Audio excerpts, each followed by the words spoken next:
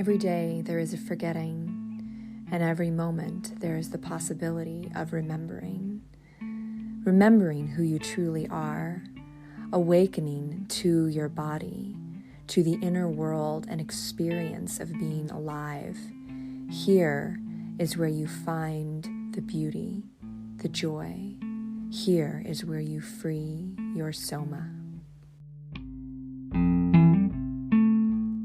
Welcome, everybody, to Free Your Soma podcast, stories of somatic awakening and how to live from the inside out. I have a very special guest with me today, an embodiment guide and a sought-after source for human design and gene keys. She has a very unique way of synthesizing these methods and really helping people to embody them and have the lived experience of these systems. So if you're not really aware of human design, it is a system of self-knowledge, and it's a synthesis of I Ching, of Western astrology, of the Kabbalah tree of life. And is there another ancient system, Bella, that it might be related to? The chakra system, the I Ching, astrology, and I think you said the fourth one. Yeah. So welcome. This is Bella Krystal, and she's here today to share some of her knowledge, some of her experience with these systems. And we're just going to talk and explore how these systems help us to live a more somatically experienced life and really feel into our bodies and the natural guidance system that we carry within our bodies. When I discovered human design, it was so revelatory for me because I loved that it pointed to my aura and my being as having the information needed for me to move forward in my life in an authentic way, right? That this information is inside of me and not outside of myself. And that was this fundamental principle in human design and gene keys that really resonated with me. And so I'm so super excited to talk to you today, to have you share more about your journey with this, because you're also someone who has been quite involved in Tantra and sexual embodiment, and you synthesize that with your understanding of human design. And I think that's really valuable, really incredible. So officially welcome. So happy to have you here. Would you like to share just a little bit about what, for the viewers or listeners who don't really know that much about human design, maybe it's new to them, could you just share what you might tell somebody who's first learning about this, like what it is and what it offers? Yeah, of course. So for me, I like to speak about the sky. In the moment you're born, there are constellations on the sky, and the planets are going to be somewhere in the sky. And that is planetary bodies, and it's a geometry. That geometry is going to be imprinted in you. So it doesn't really matter if you use astrology, or if you use the I Ching, which is the Chinese system, or if you use human design or gene keys. It's the same imprints that are there, just 4 different ways of explaining them. And what I like with human design and gene keys is that the way that they explain the imprinting is a little bit more modern and a little bit easier to understand than with astrology. Astrology is so vast and there are so many different types. So sometimes we get lost in the explanation. With human design, which came right before gene keys, we found a way of understanding the imprint in terms of how do I walk through life? How do I make decisions based on how I am, how I relate to emotions, how I relate to other people? And it became a system that's not only focused on the understanding of the mind and the personality, which from a human design perspective, we would say that astrology is. It actually has a soul aspect because it's not only looking at your birth date, it's looking at the date that is 88 days before. And we say that that's the soul imprint. So in both human design and gene keys, we're looking at the astrology, the natal chart, together with that soul imprint that came before. And that's also what makes it a kind of dance between your soul and your personality. And that's for me going back to what actually I care about, which is wholeness. And that's also what I heard you speak about, the synthesizing and all the parts of us, and also the life force and sexuality and all these parts. Wholeness is basically what I work with. So you could say, yes, I'm an embodiment guide, but more than anything, I am here to coach to wholeness. And that's also for myself. Every single day there is a check-in, is there wholeness? Where is the fragmentation? And wholeness can be, like we said, all the parts of the body, but it's also more subtle. It's the subtle bodies, or it's our physical body, our mental body, our emotional body, our spiritual bodies, and many different ways of tuning into wholeness. And that's also what I use those maps for human design gene keys, to see how does the energy move in your body, and where could there be a split, where could it feel like you're taking in a lot of other people's energy, so maybe you can't even feel yourself anymore. And right. I think when we speak about embodiment, often what happens is that there are places that are numb, and that can have to do with trauma, but it doesn't even have to be trauma. It can simply be conditioning of living right. in our head, or conditioning in different ways. So really just coming back to who we are, that's what we're using those systems to do. And it's not about, like you were saying, just a mental understanding. It's actually understanding it, of course, on an intellectual level, but then bring it in to your body, to your life, to how you walk your everyday life. Yeah. Wow. Amazing. It's so much that you just said there that I could respond to. Really incredible, because this is a somatic system. This is an invitation on so many levels to actually experience what's going on in your body, in your energy field, on a day-to-day basis. And that's what I understand, especially with human design, the grand experiment is all about, is really understanding, like you said, this soul imprint and the things that we arrived with, the tools and the configuration, the specific configuration in our aura that we have arrived with, and then how to actually use that understanding to live more fully and more authentically, because that taking in of energy and that conditioning is so automatic, right? We can't really control that. It happens, it comes in, but how do we then move that energy back out? How do we drain that energy? How do we integrate that energy? And this comes back to, as my work, I'm a HANA somatic educator, and I work very specifically with the muscle systems of people's bodies to help them integrate muscular patterns of stress that their bodies have been accumulating over, their lifetimes. And there is conditioning, there's muscular conditioning, there's nervous system conditioning that's showing up. And this question that I'm often asking people is, well, kind of asking them to ask themselves. And sometimes it's literally like just an energetic invitation rather than an actual phrase. But if the phrase were to be spoken, it would sound like, is this conditioning something that you need to let go of and actually release? Or is this conditioning something that needs to be integrated into your system and be honored as part of you, right? And that differentiation, because it changes and shifts from moment to moment, what conditioning that we take on, right? That other people's energy that you spoke of, right? What part of that is actually wisdom that we are gathering in those open centers? And what part of that is actually stuff that really doesn't belong there, that needs to be actually released from our aura? So, these are the ways in which I kind of see these systems as being embodiment systems rather than merely like intellectual, personality tests or something like that, right? So tell me a little bit more about your experience with using these systems to help people really embody their individual experience. Like, what's your method? You're first looking at their chart, for example, and then asking them questions, but what kind of process do you take people through in helping them get more embodied through these systems?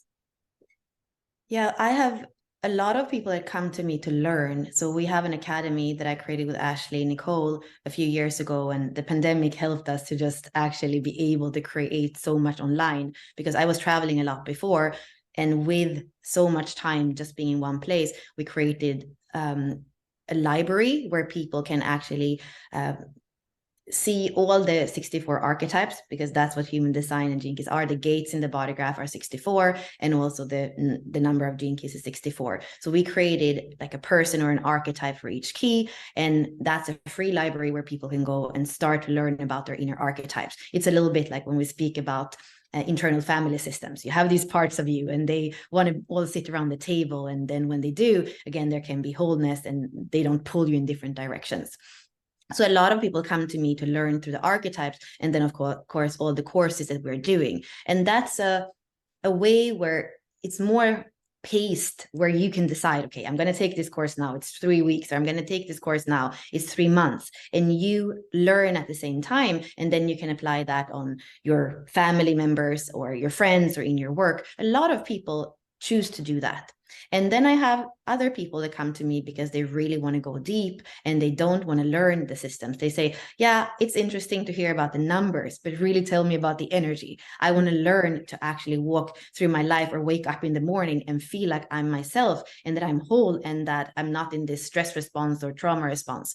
And then we are using these systems as the blueprint to just make sure that we are faithful, I would say, to the body and the energy. And I'm a very intuitive person. So of course, could I put those charts somewhere else and guide a person? Yeah, I could. There's just something for me where it feels in integrity to have the blueprint, and not only one system, not only human design, not only gene keys, not only astrology. I look at all 3 charts, and then I actually feel like I have a foundation, because sometimes we are so conditioned or we have so much stress. So the person in front of me is not who it really is behind all those layers. So it helps me to see, when we start to peel the layers of the onion, what's the beautiful, shiny being that can come through.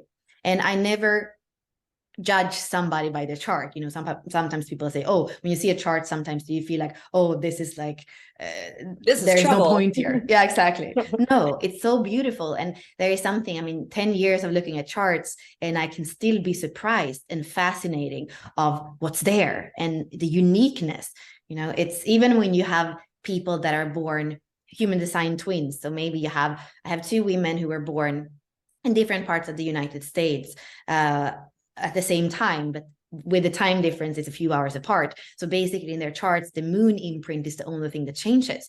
And still, they are very different people. And at the same time, they have some qualities that are really fascinating and very similar. So uniqueness is there. And then there are also these things that, you know, once you have started to see how accurate it is, you can't stop. And I guess that's the reason why I'm sitting here with you still, because this was not supposed for me to be a profession or something I do on an everyday basis. It definitely was something I did for me, coming out of a period in my life that was very difficult. And then I stumbled upon it, or it stumbled upon me, I don't know. And from there, it was in my personal life for a few years before people started to see the changes in me and came to me wondering, you know, where my guidance was and how I had done so much in a short time and changed my life so much. And I think that the inspiration of when, like we're saying, when we're bringing these systems in, the inspiration that we can be for others, that's what often is awakening some curiosity. So this is not something to push on people, and or, you know, even maybe give somebody a human design reading. If they're not ready, they're going to be like, yeah, that was interesting, and then they're never going to listen to the recording or the report, and then it's, you know. Yeah, I mean, it can be kind of overwhelming in the beginning when you first discover human design, or even the gene keys. I mean, when I first got that gene keys book, and I just, like, you know, I read the first chapter, the introduction, where, you know, Richard Rudd says, like, open it up like an oracle and just read whatever gene keys there. And I started doing that, and it was just like, some of the information was just like so overwhelming, you know, because these systems, you know, they're pointing to something more universal and systemic, right? And again, relating this back to my somatic work, that's often what some people find confrontational about somatic work. And you can speak, you know, as a person who works with tantra and sexuality and somatic reconditioning, that when we're confronted with all this information that points to something systemic, you know, that points to, you know, not just whatever's happened 2 months ago or last week, but something that has you looking back on your whole life and seeing these patterns and seeing these ways in which you have been operating that may have not been aligned. that's a big deal, and that can be overwhelming, not just information wise, but to somebody's system, so you're absolutely right. Like finding finding a teacher who is resonant, finding someone who is speaking at the level, or, at the place where you're really at, is super important. We were talking just a little bit before we started the podcast, and you mentioned that you're not really for everyone, and that there are ways in which your teaching of these methods can actually be considered provocative. And I love that. I think that's great, because there are people who are ready to, not just be confronted with all this information, but are ready to be like lovingly confronted with the truth of who they are. Right. And that's something that you're offering in this way of being a little bit provocative. Right. So, what about you, do you think? And then you can talk about your own chart, maybe even. What about you pokes people a little bit? What about you is provocative and confrontational? And how do you feel like that is actually a service to people? Yeah, so in the Jinky community, it's very heart-centered, which I would say I'm all heart. The only thing that exists and matters is love. Like that's the universe. That's the fabric of the universe. Are you definitely a 4/6? Yes. So of course, that's what I care about. And at the same time, I care even more in a way when it comes to the human experience about aliveness. Aliveness is so important. If you don't have aliveness, you can't feel your heart. If you can't feel your heart, you don't have a compass. So for me, life force, which is actually what we can in a way measure when it comes to aliveness, like how much do you feel your life force? How much do you feel those energy centers that are in you? We can say there are 7, or we can say there are 100. It doesn't matter. But how much can you feel the flow of energy in your body? And that's the work that you're doing as well.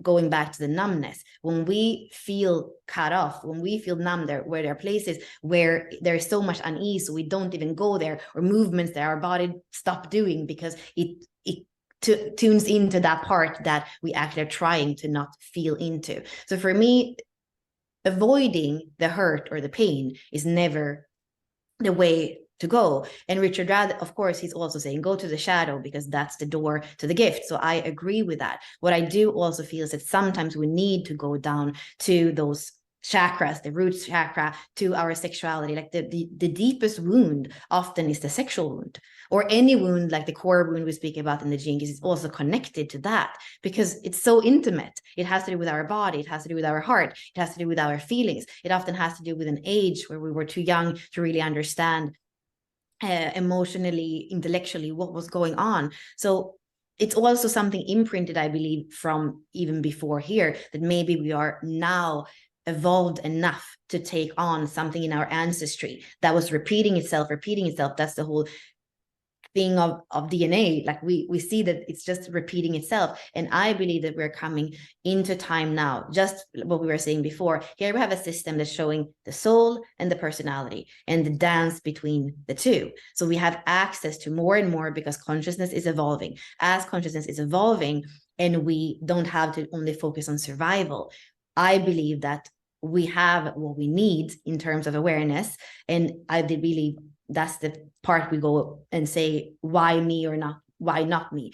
Do you have the courage to go to all these places that were hidden? And some of those places are not going to be comfortable. Some of these places are not going to feel like you're going to the heart. Some places are going to feel like you go to really the darkness, or really the density of the body. And I say, yes, if we need to go there, let's go there. I'm with you. And if I see that you're bypassing, or if I see that you're distracting, or if I see that you're in your head, or if I see that you're in other dimensions before you're even in your own body, I will bring you back, because that for me is integrity. And it's my responsibility to bring you first here. If you were supposed to be opening portals in some other universe, I don't believe that you would be here in a physical body right now in front of me as a mirror. Mm-hmm. Yeah. That's a really, especially for people who work in these kind of more spiritual realms, I personally know some incredible, beautiful light workers who forget their bodies, who forget to be in their bodies, who don't nourish their bodies or listen to what their bodies need because they're so far off in that other dimension, in that other galaxy, right? And I agree with you. I mean, as a somatic educator, like, I believe that the experience that we're having in our bodies, our physical somatic experience, is ultimately like the key, right, to understanding and actually being able to navigate our reality and also navigate other realms, because we're having a physical experience and we cannot divorce that from the rest of our experience unless, obviously we choose to no longer have a physical experience, right? And that, of course, is going to happen to every living creature at one point, is that we transform and ascend, or whatever language you want to use with it. But yeah, that's really a powerful thing to do with someone, to walk into those dark spaces and to be with them in those painful places.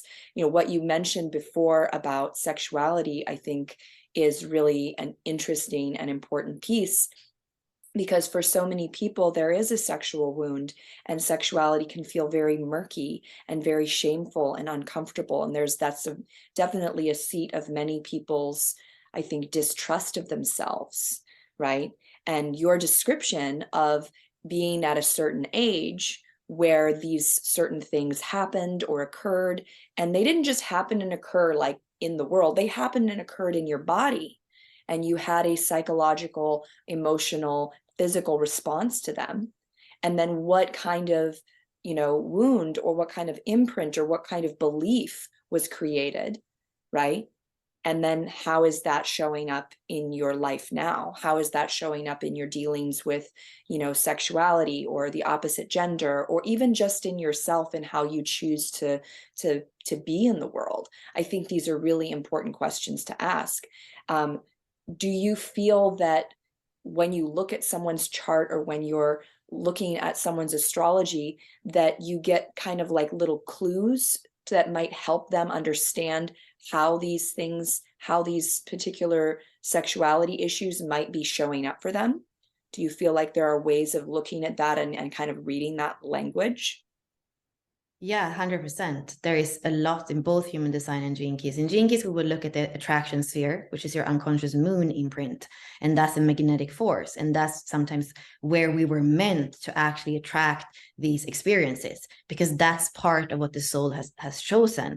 And I believe also what we actually can work with, and like you were saying before we started recording, either integrate or let go of. It's part of the karma that we somehow, the soul said, okay, I'm ready for this. So for me, definitely, we can see that in the attraction sphere. And I also feel that it's something that where we are right now, it's so alive. And I have seen a lot of people also heal from things that they didn't think that they were going to be able to go there again, or there were things that had been stuck for a very long time in a certain way. And then suddenly, as you dare to go, and I'm not saying go fast, go quickly, go forcefully. No, I say go with gentleness, go soft, but have the courage to start to feel, more than start to look, to start to feel. And that often entails also having body work, some kind of de-armoring. Doesn't have to be genital de-armoring at all, but there are going to be places in the body where we have hardened when we didn't understand. It's just contraction is part of what we do when we don't understand. It's a response. And I feel like we are ready to start to open those places, but we need to be in a container that's safe with people that are safe. And that's what I feel in this world, the way that it has looked, that it's not imprinted in us yet. I mean, our awareness center that are like the reptilian part of our brain, of course, it's about survival, and it's about getting away from what could kill us. So that's also part still of our instinct, of our awareness centers, but there are new parts that are evolving. And that's what we can see certainly through human design. We have the instinct that is more of an animal instinct that also ties into our gut and our intuition. We also have, as human beings, the mental understanding and discernment and awareness. And then we are mutating, developing, opening up our emotional awareness. That has been a lot of kind of what was veiling the heart before, what was veiling our clarity. And now as we become more emotionally integrated and intelligent, we could say, that can actually be part of that compass. So intuition, emotions, and our intelligence as human beings with a mind, all these work together, guiding us as a guiding system. And that's, again, it's about including all these parts and not saying, oh, I can't trust my emotions, or I can't trust my instinct, or I can't trust this. No, they all actually want to come in,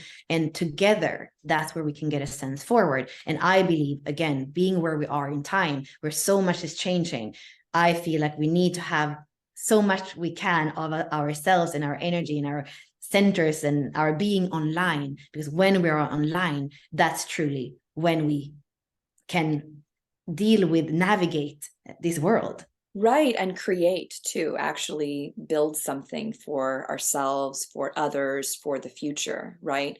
When we're stuck in kind of survival mode, that's not a very creative energy. That's, grasping and, holding on really tight. That's not a space of creativity and flow, for people to really build something substantial for themselves in their lives. So, going back a little bit to what you said about the way that these different parts of us show up, and we've got our emotional centers, and we've got the mental stuff that's going on, and we've got our instinct, right? And human design maps that beautifully in the body graph, right? There's this wonderful thing called authority that that they offer, and to me, the way I see that is like, authority simplifies things, because otherwise there's so much information that's coming in all the time that it's very difficult to try to sort all of it and feel all of it at once, right? It can be overwhelming. I mean, I believe it can be done, this wholeness of feeling everything all at once, but it's a practice, and it takes like some time and some effort and some guidance, right, to be able to feel that level of wholeness, on a regular basis.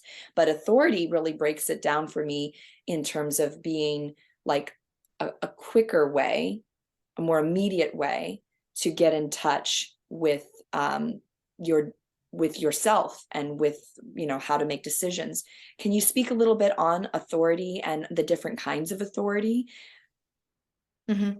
Yeah, and just before I do that, I just want to go back and say, we said the attraction sphere in the gene keys we can see around our sexuality. And what I work a lot with in the body graph, traditionally would look at everything that points from the emotional center, because we say that love or sex is emotional, and which partly it is. But I also look a lot of on the tantric channels, which is actually what connects the lower chakras, the more me survival chakras, with the heart and the higher chakras. So looking at those as well for sexuality, and seeing somebody has a lot of tantric channels, they have a lot of beautiful potential of living, feeling life force in a way that maybe we haven't even learned. I mean, it's not like we have a Taoist tradition everywhere in the Western world. So there is also a way of seeing what's your potential, what's the potential of your sexuality. That's something that we see both in the attraction sphere, with a line that speaks about some of those qualities and keynotes that you can really focus on and know that these are things that want to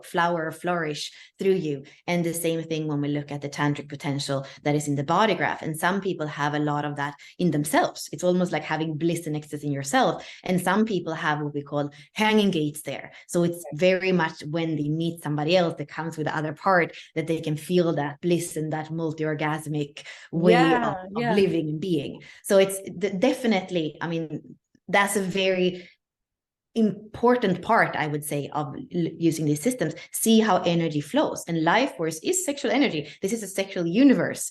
Flowers are sexual. So to not make it something weird, it's part of life. This part of how this planet is existing and creating, like you were saying before. Cool. Yeah, I totally agree. And, just on that tangent, I remember learning, a lot about the gate 10 and the gate of self-love, and how that, like, the behavior of self-love, and how that is like attracting, energy to you. I found that one really fascinating when I read about it in my own chart. I don't know, is that one of the tantric gates, or is it considered one of the love gates, I think? I mean, definitely it does connect the 10 through the 34. It connects back to the sacral. So it has that connection. So it's not the ones that are, usually we speak about the three channels that are right Oh, you mean in the middle. pentagram. But I definitely feel, and that also the 3410 is that connection from the G center or the heart center to the sacral, to the life force. Yeah, that's an electromagnetic between me and my husband, the 34 to the 10. And that's a beautiful channel too, in the sense that it's individual. So even if you connect there, it's about individual empowerment. It's not that you become codependent. No, each one becomes more of themselves, more empowered in themselves. And for me, when I think about the 34, which your husband has, then that's a Black Panther. So there's a beautiful energy there of just being so in your body and kind of being the king or the queen of the jungle. And then the 10, we call that, Ashley and I call that in our archetypes, the natural. And like you say, it's that way of just showing up, and you have that aura of love, of self-love. And then people around you start to love themselves, because again, that inspiration of you being so much in that energy, so that it just inspires others to also empower themselves, love themselves, behave as truly naturally who they are. Yeah, well, I feel that, and it's often been like an interesting, just looking at that electromagnetic and looking at that channel and thinking about that, individual within the collective and the empowerment of the individual. I've really enjoyed learning about that channel and that gate, specifically in my own chart. But yeah, getting back a little bit to the authority piece, because I feel like, after many years of studying human design, last year, I finally got my own official human design reading. Like I just hadn't done that. It's just one of these things I hadn't done. I'd been reading about it, all these books and watching videos and learning from people like you. And I just was like, you know what? I want to see how they do it. I want to see how they do the whole analysis. And so I did that last winter. And it was really fascinating, because what the analyst did was really simplify so much down to definition, authority, and just be really clear about who I am versus where I have energy coming in. And that differentiation, just super, super clear cut on it, was refreshing, because there's so much information and there's so much amazing stuff to learn, that I felt like I had gotten kind of off track about the somatic, super physically experienced approach of what is me, right? And so that's why I'm curious. I'd love to hear you talk a little bit more about authority and different types of authority, because as I'm a pure generator, so for me, my authority is my sacral, and that kind of is a binary almost. It's like yes, no, maybe. And I can get in touch with that pretty quickly when I'm not distracted by other people's emotions or, the things that are going on for me mentally, right? But there are other people who have, say, this thing called no inner authority. And what does that mean? And what does that look like? And how would you describe these different types of authority and how they're physically experienced? Yeah, that's a great question. And I would say it is a guideline and it is a simplification, and it can help us. And for many of us in the beginning, it really becomes, again, that compass, something that we can lean on. I do feel for us that are pure generators, for example, is quite straightforward. I often say, if I put 5 plates in front of you with food on, you're just going to know where your body wants to go. That's the way that you can relate to life. You see where you flow towards, and that's what you go with. And splenic, authority is a little bit similar, but it's more kind of an instinct in the moment, and it often says no. So it actually often shows you when you should not go somewhere. At the same time, when it comes to those authorities that are a little bit more rare, and also when it comes to the aura types that are a little bit more rare. So we have manifesting generators, or generators, the aura types that are 70%. And for us, I feel that Striaton authority, especially if you have sacral authority, or if we have emotional authority, it's kind of that thing about, okay, just wait to emotional clarity. And that is for, I almost feel like with the authorities, the way that I've started to see it is that we actually have to check in with all the authorities. Because if you have an open emotional center and you're around somebody as emotional authority and they are not in emotional clarity, if you are making a decision in that togetherness with the other, in that energy that isn't clear, then for both of you, that could be a decision that then turns out to not actually work. So I feel that we kind of have to check in with all the authorities in the order they go. So is there a lot of emotion going on? Okay, then wait till it calm. Okay, check. Next thing, what does my body say? What do I go towards? That's the next check-in. Then we have the splenic, that's the sacral authority. Then we have the splenic authority. And that is like, okay, I'm driving down the road and there is like this hunch of like, I should take another way home. Yeah, if you feel like you shouldn't go that way, you probably want to believe that. And then here, this is the trickiness, because then what Ra says here, if you have a splenic authority, that's definitely, you want to be spontaneous. But he says if you have an open spleen, you definitely don't want to be spontaneous. So you can, I definitely feel that it's a simplification and it works, but somehow I don't think it's 100% waterproof. I definitely think that there are people with emotional authority that have an open or a defined spleen that sometimes has a hunch and they should trust it. You know, I don't think that it's death for you to be spontaneous always. And I believe that that's why Richard Rudd has said, okay, this is too complex. We can't just put people in boxes. So that's the kind of low, that's where we are lowering the body graph. This is where we get those authorities. Let's still just say something about the self-projected the self-projected person.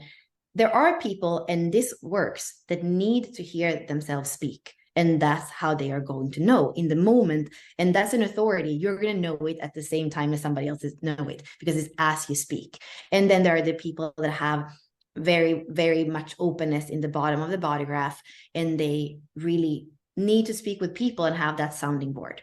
And then there are people that are very reflective, like we say the lunar authority or the reflector aura, and that can take even longer. But I also think that sometimes there are reflectors that just know. I have several friends that have the same cross, the cross of the Sphinx, with gate 2 as their life's work or as their purpose. That's the gate of orientation. These are people that sometimes they actually really know. They don't have to wait 30 days or a lunar cycle. So for me, you can hear as I'm speaking, I'm like, yeah, check in with each one of the authorities. But then I feel like somehow in the spleen, then we don't know, like, what do I listen to? My hunches, or is that dangerous if I don't have the spleen defined? So yeah, these are also the times I would say, trust your body, trust your allies, find out the relationships that are win-win, where there is reciprocity. So you have somebody that can be a sounding board, that doesn't only want to impose their view on you. And the more, I believe, the more you are in your body, whether you have a defined spleen or not, the more you can trust it. And emotions, when they're very on a high or very on a low, for nobody, it's really the moment of making important decision. And become a little bit of a diva. That's okay. This also goes together with people that have a defined will or an undefined will. 70% we have undefined will. So we are not here to promise. To become a little bit of a diva and say, let me think about it. Let me feel into it. Let me sleep on it. I'll get back to you tomorrow. Or my intention is I'll go there. But then if you drive down the road and you're like, no, I'm not supposed to go there. Well, drive to the woods and do something else. I feel like there is something, again, with conditioning, where we are functioning in a way that is sourced from the outside. And when we come on the inside, a lot of these things, I feel like they're going to be second nature. And I would say, to kind of summarize all this, what Ross said is that if you follow Strident Authority for long enough, that's also when you're going to be able to be passenger consciousness, so that your mind kind of sits in your body looking out, and you allow your body to be natural. Right. And then it's not so much of like, am I listening to my authority? Am I, respecting my aura type? No, it becomes second nature, but you need to peel off what isn't you in order for that to happen. The conditioning, the layers, that makes a lot of sense. And, going back to the basics and kind of getting back to like these guidelines, it was super helpful for me. And then I didn't fixate on it. I kind of just integrated that even more fully, and was reminded of it being a lived experience, versus just all these really fascinating things to learn about, right? And so I think what you're saying is really great because it is a place to start. And then as you continue with, as Ra describes it, the experiment, or following and doing how does Richard Rudd describe it with the gene keys? Is it an experiment, or does he use other language? I mean, the way that he says is that everything is a contemplation. Everything happens in the pause. Yes. When you're just, witnessing, Totally. you could say.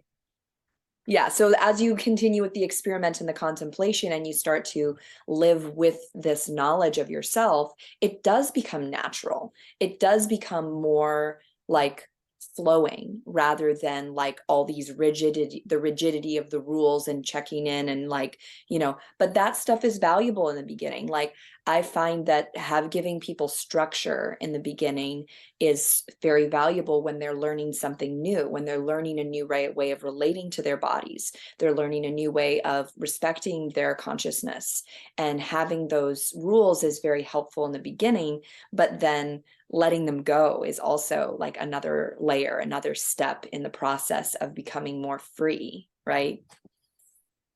Yeah, and it's very easy to misunderstand them, unfortunately, because that's what you see, people that feel disempowered. Oh, I am so frustrated because I don't know what it means to respond, and I have to wait around, and like I feel like I have to do this with my hands because I'm so used to doing things.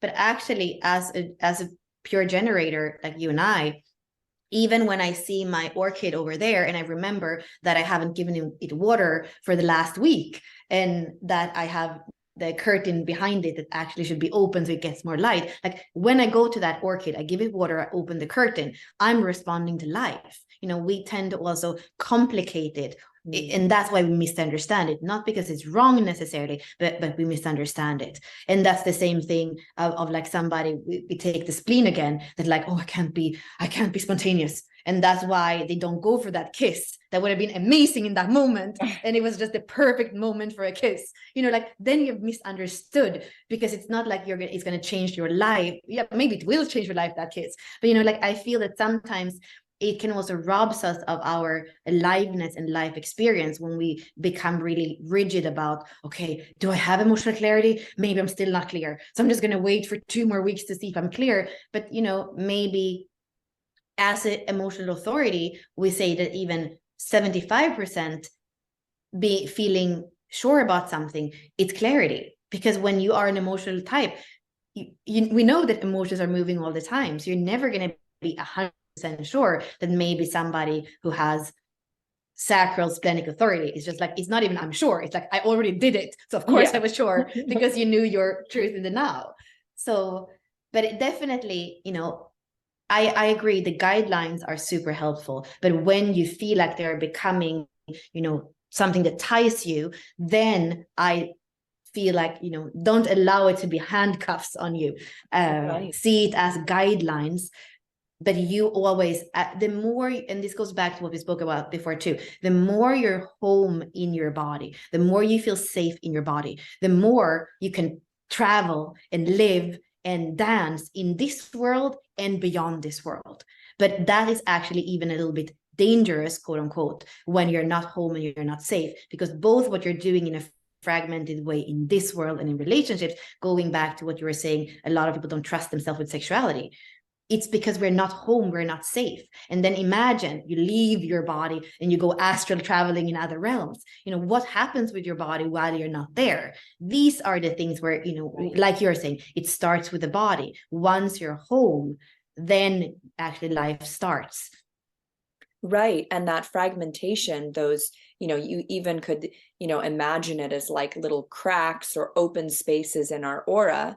And if we're not protected, meaning that we're not embodied and in our aura and in our body fully, it leaves space for other things to step in, whether it's other people's emotions or, entities, or other energies that have an opening that we may be unconsciously attracting, right?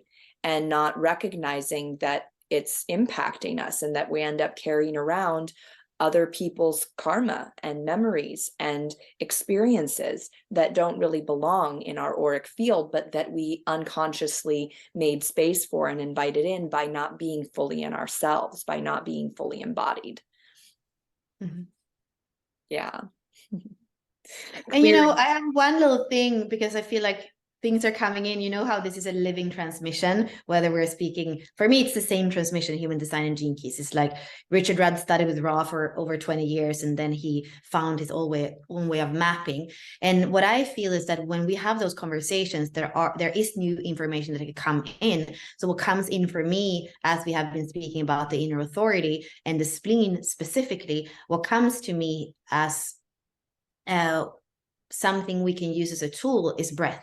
Whether you have a defined or undefined spleen, in order to know if that's a fear response, because we have fear here in the awareness center of the spleen, I believe that you can use the breath to breathe out what's not yours, what the fears that are not yours, or the instincts that come from not from you but from the outside.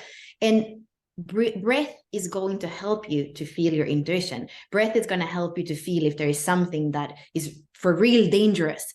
Breath is going to help you to feel if that spontaneous thing is a grounded thing to do. Like, there is something with presence and breath that is really important with how the spleen functions.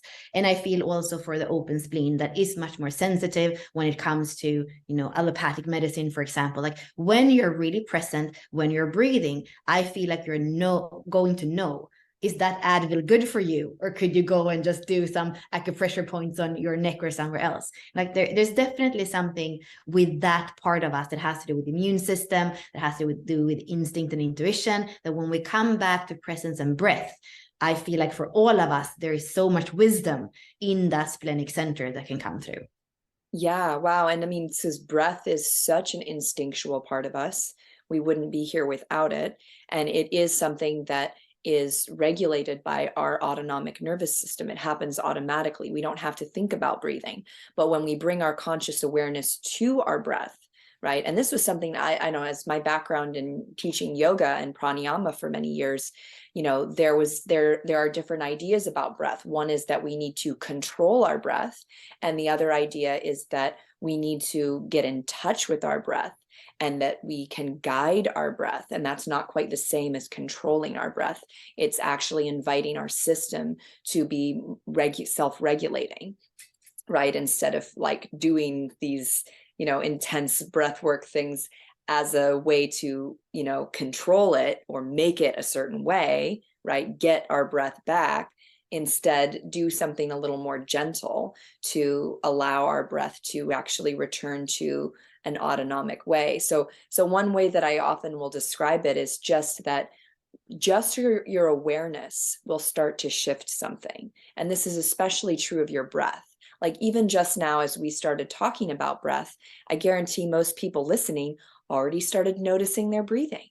Maybe they automatically started breathing just a little bit deeper. Maybe they noticed their belly expanding as they were breathing, right? And maybe allowed for a little bit more of that to occur simply by talking about it, simply by pointing to it, right? And then, of course, there are many different methods of breathing that provide many different types of, you know, nervous system responses. But the simplicity of breath is that you can bring your awareness to it, and your awareness will start to shift it in the moment. And that's a really powerful tool.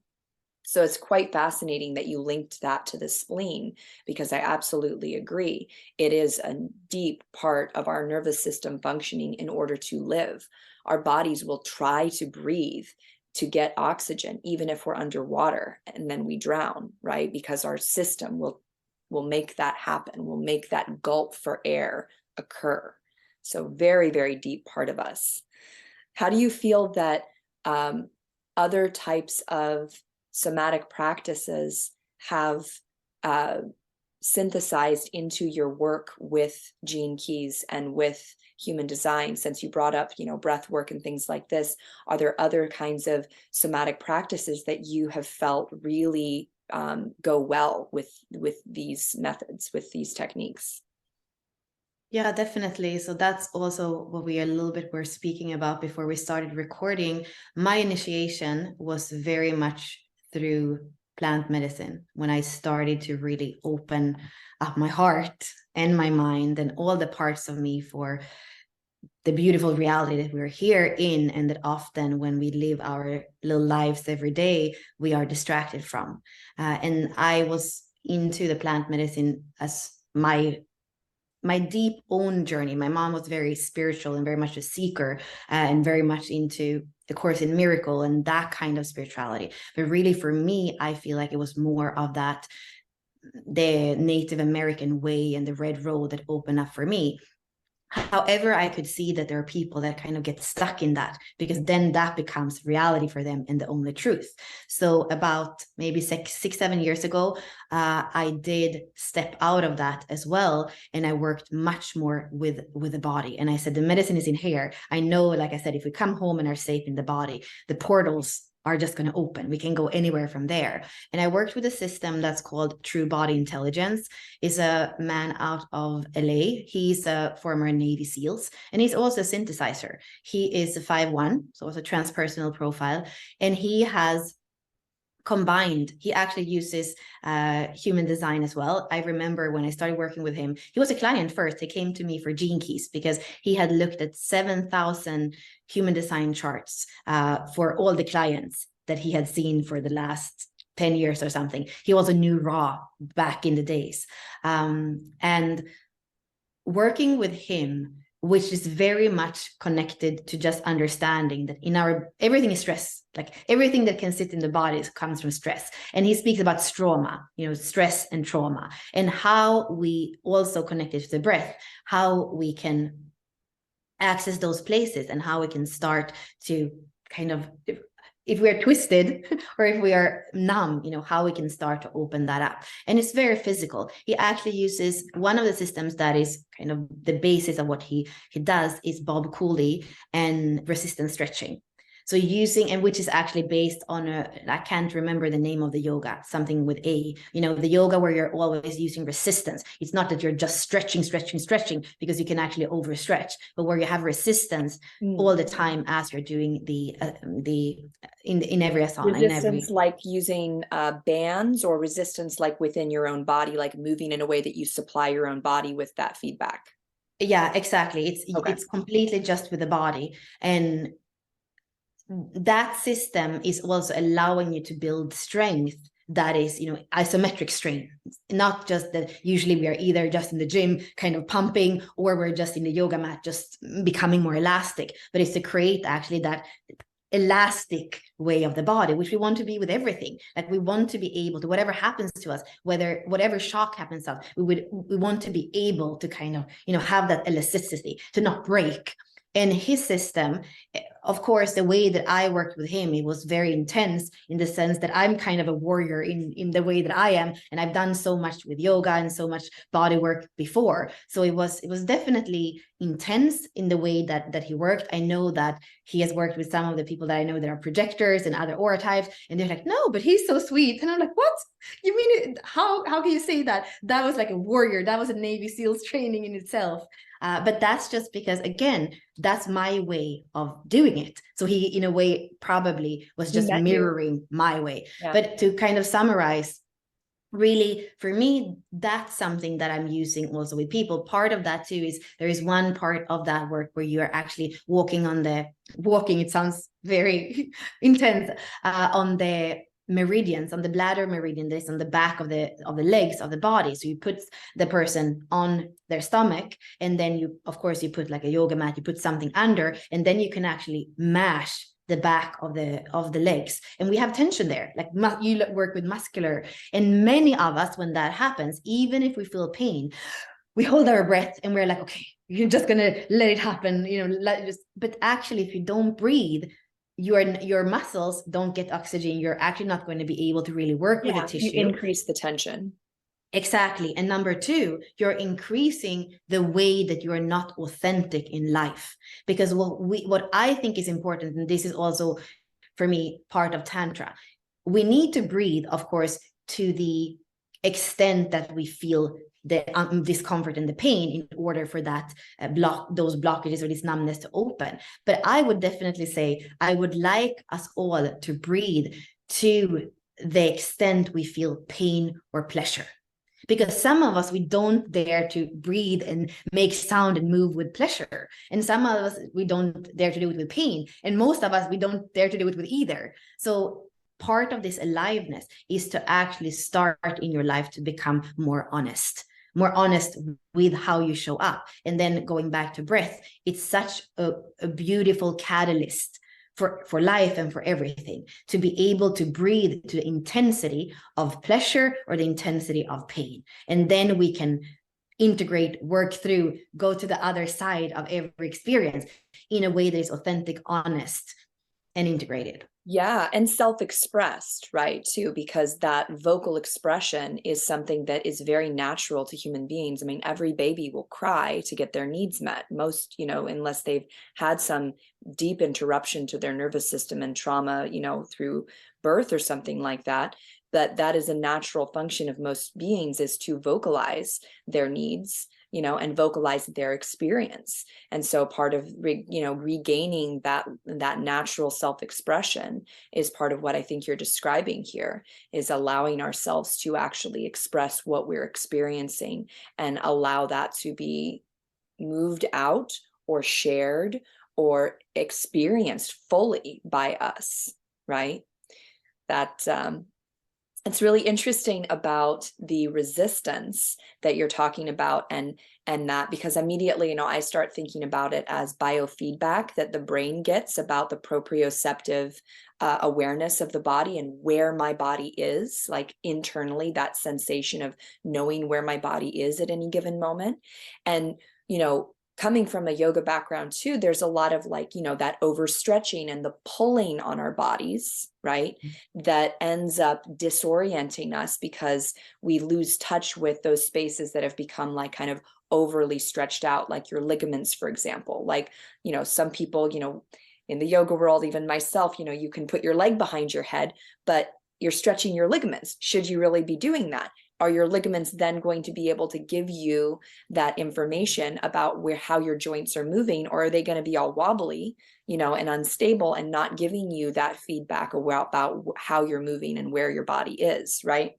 So there's a whole piece to this around internally sensing ourselves, that it sounds like this method gave you some really clear tools about how to find that biofeedback, that resistance about where the boundaries of your body are, and also to start using that feedback to investigate where things might be being held, where emotions or energy or fear or pain might be being stored within our bodies that we have become unconscious or numb to, right?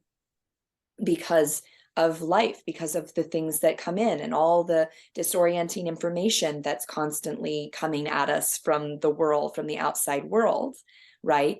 To take that space to actually give your body that resistance, and I'd have to try the method myself to know exactly what you're talking about. But we do something really similar in my somatic work, but we are doing it on a very, very gentle, subtle level, where we're actually positioning and moving your body in such a way under the load of gravity. So we have gravity supply that load, and we move super slow and with really careful precision, so that you actually receive that biofeedback from the load of gravity. So I don't know if this is at all similar to what he was doing, but the method that I teach is just very, very gentle, in the sense that we sometimes work with micro movements. And we do try to avoid pain, although sometimes it's not possible, because we're trying to create maximum safety for the person in their physical experience during the session.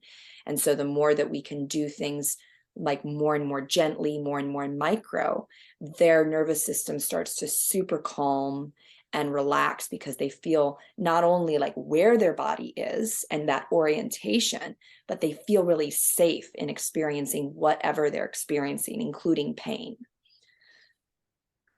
Mm-hmm. Yeah.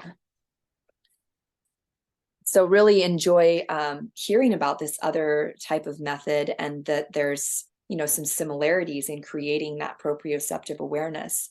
I mean, in terms of the internal experience, like traveling in your body to discover like what you've been carrying and what you've been holding on to, I know that obviously like plant medicine is like this like blast of lightning. How do you feel that these more somatic approaches that you've been getting into, how do you feel that they work a little more slowly, right? And then say plant medicine does. And like what do you think is the benefit to a more gradual approach versus kind of that lightning bolt of like ayahuasca or something?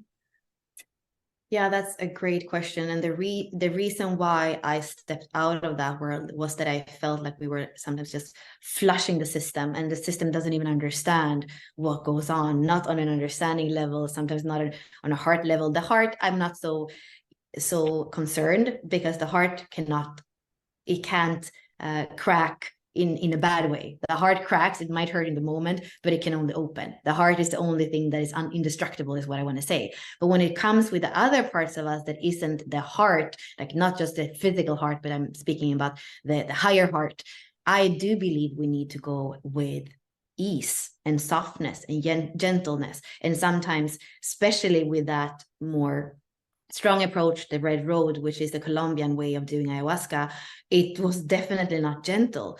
And I feel that it's not for everyone, and it can even be re-traumatizing. And it can also happen in a way where, like you say, you don't have a gradual understanding what's going on. So that could be re-traumatizing, in the same way that sometimes I take the example, when I was living in France, I was 18 or 19 years old, and I started to do breath work more. I can't even remember if it had a specific name, but it would be sessions of like 5 hours, and it would be like crying and pounding and around on like mattresses on the floor. And I would walk out on the streets of Paris feeling like completely, I was still almost crying. Maybe I would feel completely out of center. I would feel completely fragmented, and I would feel like I had just re-traumatized everything that I have ever felt in my whole life. And I can, looking back, of course, no, that was not a gentle approach. Did I bring up some feelings? Yeah, but I wasn't able to integrate them, and I was definitely not able to let them go, because again, there wasn't that safety and that understanding on all levels what actually was what I was doing. So I definitely feel that the medicine is in us. And I think that sometimes we need a little microdose of something, whether that's a person that's provocative, whether it's a little something to poke on us and say, this is possible. And then from there is this seed that wants to grow and that wants to sprout through us. But I am 100% for the methods that are our own medicine. And I believe that life force is one of the strongest thing we can work with.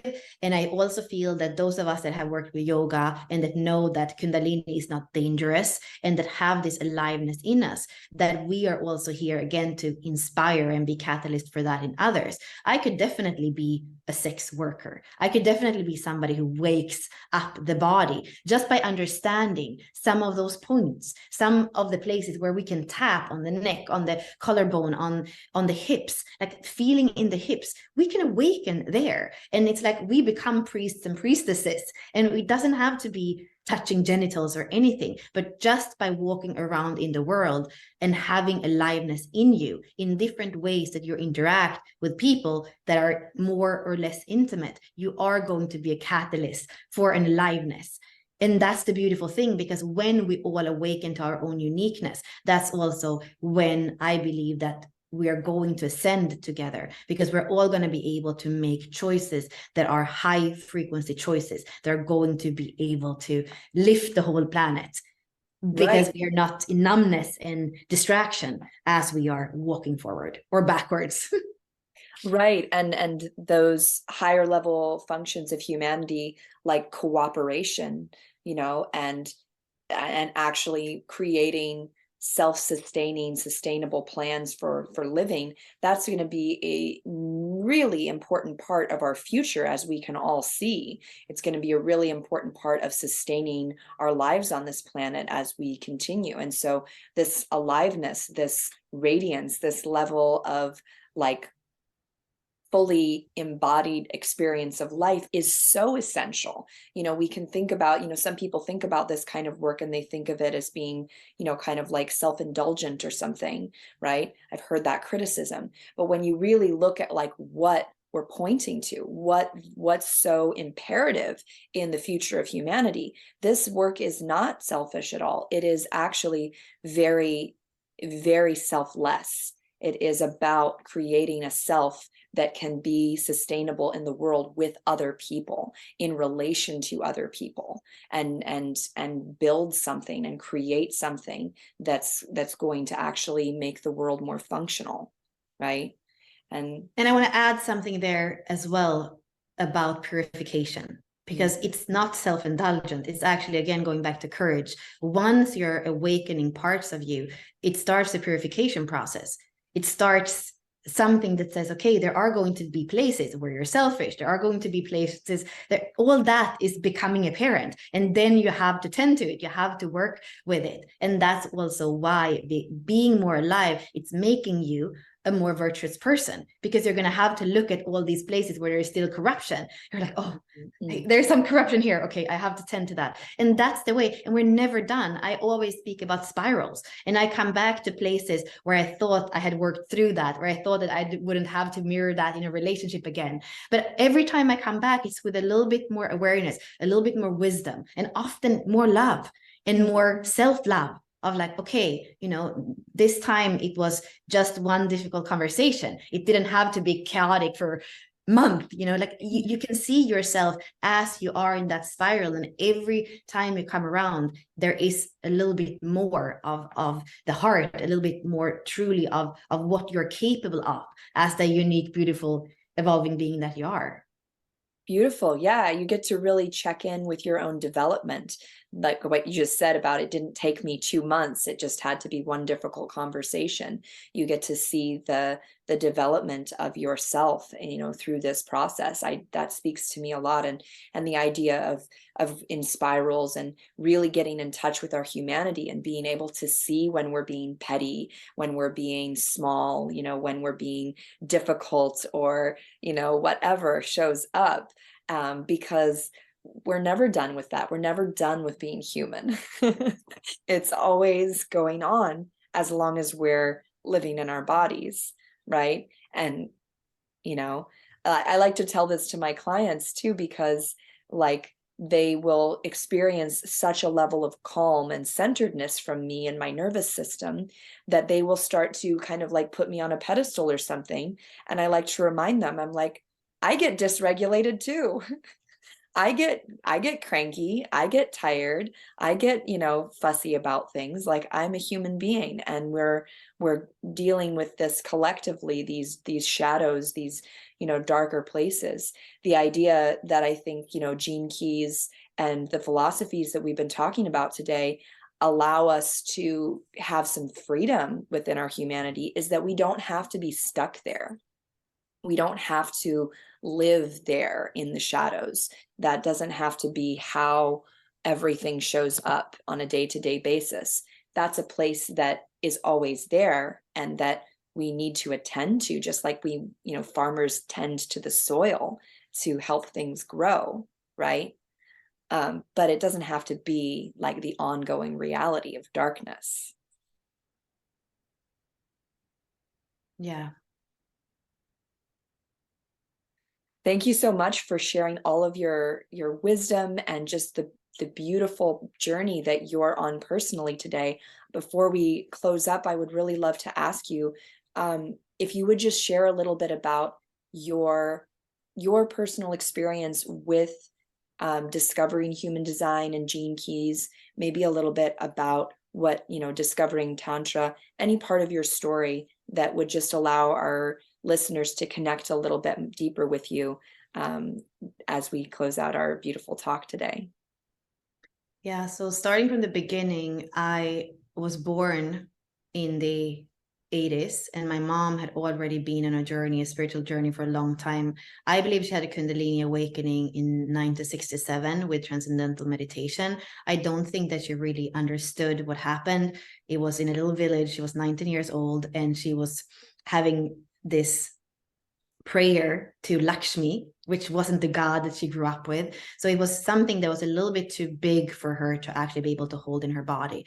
And I think that that's partly what propelled her, with many other things, as mercury poisoning and environmental stress, that put her in a situation where she was diagnosed with MS and other neurological problems or symptoms. So in my childhood, she was already seeking. And like I said before, the Course in Miracle, Reiki, all these things that were kind of new and new age in the 80s. Gestalt therapy, well, all these different things. And I was an only child. She couldn't have more children. She had a miscarriage after me because of, and actually I was a twin. She had a miscarriage while she was pregnant with me as well. So I was that only child that she could have. And I was with her on all these different things. We had wheatgrass growing in the laundry room. Like, she was so before her time. She has Gene Key or Gate 7 in her life's work, which is about the future of humanity. She was decades before everyone.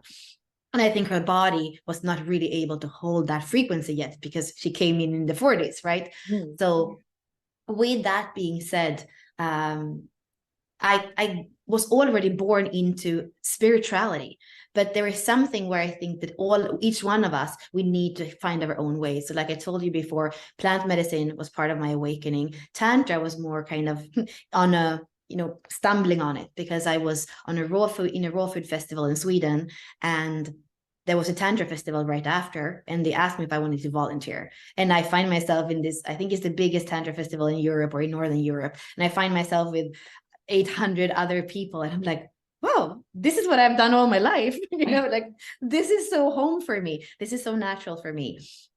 And then what happened after that was that I still had one foot in each world in a way. I went to business school. I did an MBA at UCLA. I was a consultant. I was engaged to a diplomat who was a brilliant man, but in many ways as well, he was very conditioned. He's a 4-6 as well, and he has only 3 centers that are defined. So we were kind of a beautiful couple, like Ken and Barbie, but there was so much potential in us that we didn't even know how to tap into, because we were so, in a way, guided from the outside of what we could be. I spoke 6 languages. He was brilliant, but somehow that led us astray instead of leading us home. So with all that, I actually had to leave that relationship. I found myself in Sweden.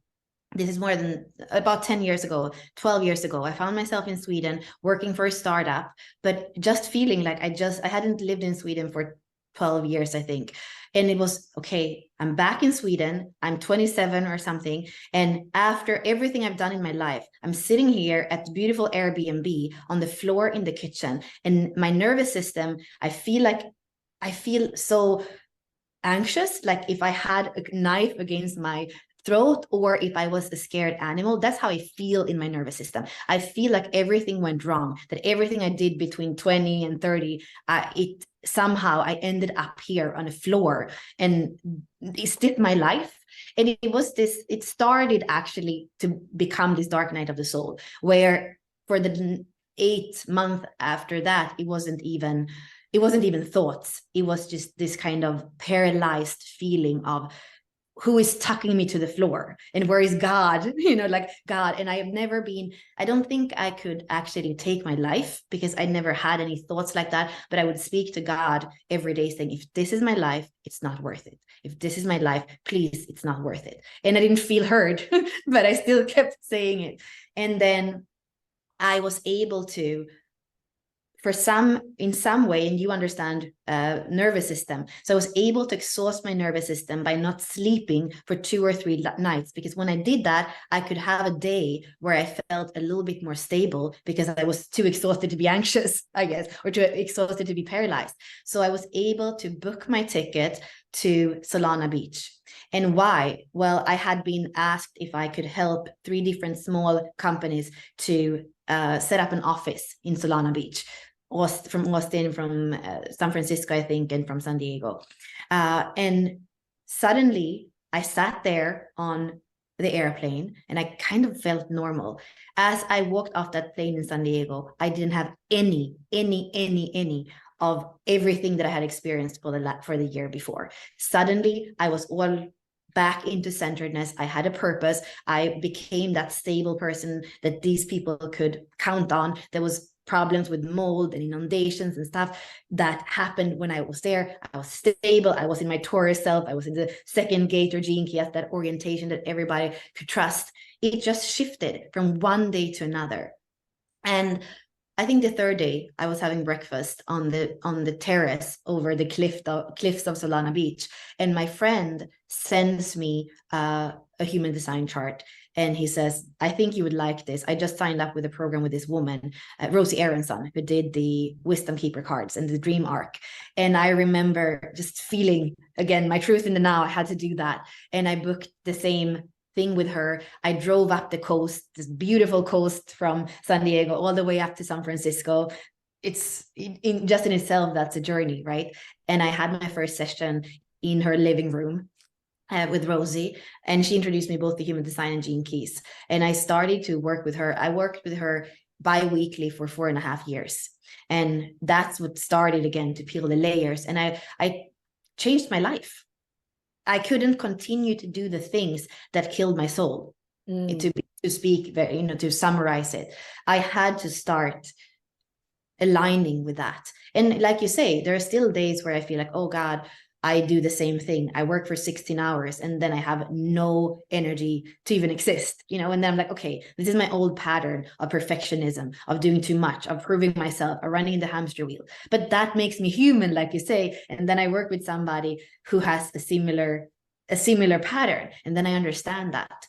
So for me, with this, I guess there are two things that I feel like we can never underestimate how much quantum leaps are possible when we align with truth and when we dare to believe in our capacity and the capacity of the heart. And the capacity of the heart is often not logic to the brain. Like imagine me being in a country in a very serious anxiety, hormonal imbalance with thyroid and adrenal problems, going to the States where I don't have social security, where I don't even, at that time, I don't even know if I had a visa. Yeah, I did have a visa, but like anything could have happened. It could have even become really dangerous. But trusting that gut feeling that I needed to get up from that floor or from that corner that I was sitting paralyzed in for a year, and I needed to live. I needed to be alive.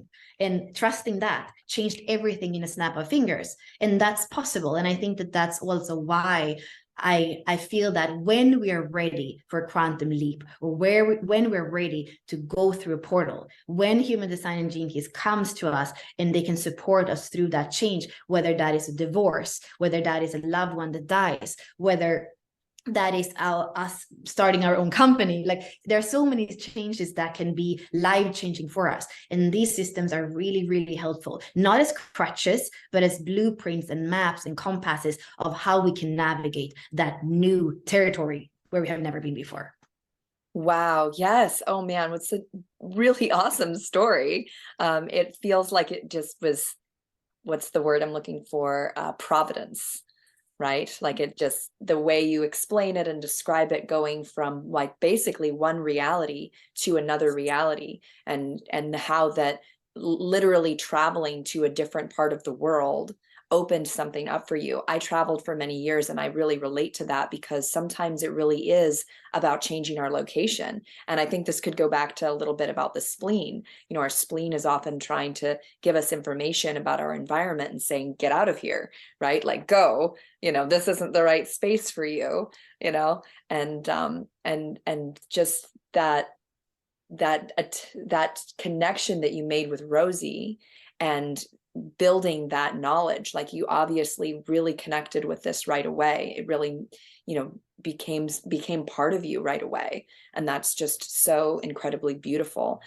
Thank you for sharing that. These are the kind of stories that I love to share on this podcast about somatic awakening, about awakening up to ourselves, because we're all capable of it.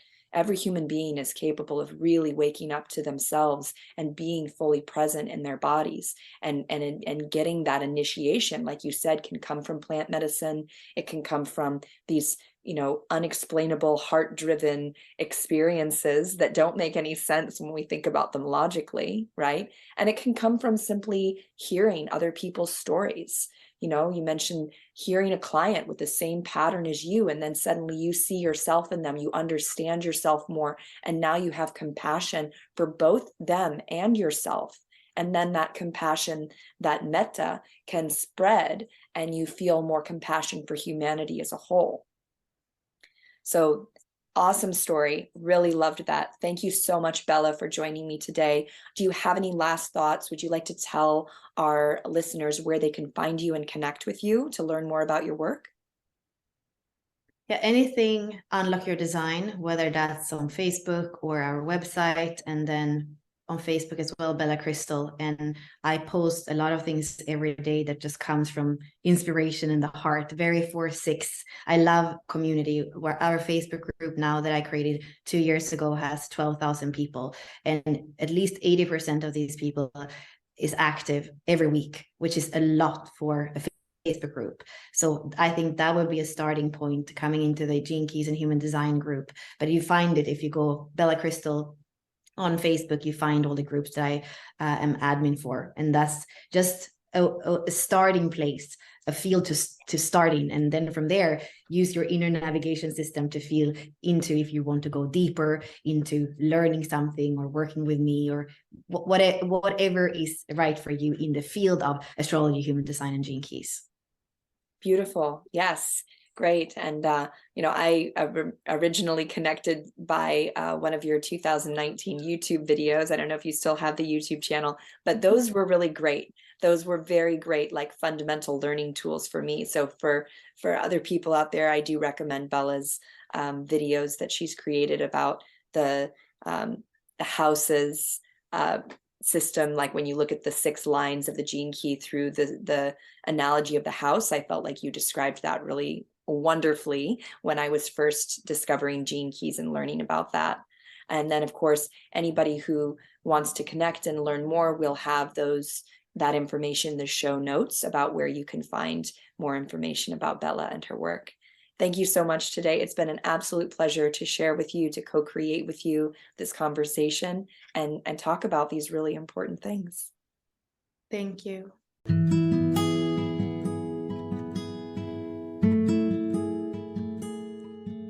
You've been listening to the Free Your Soma podcast.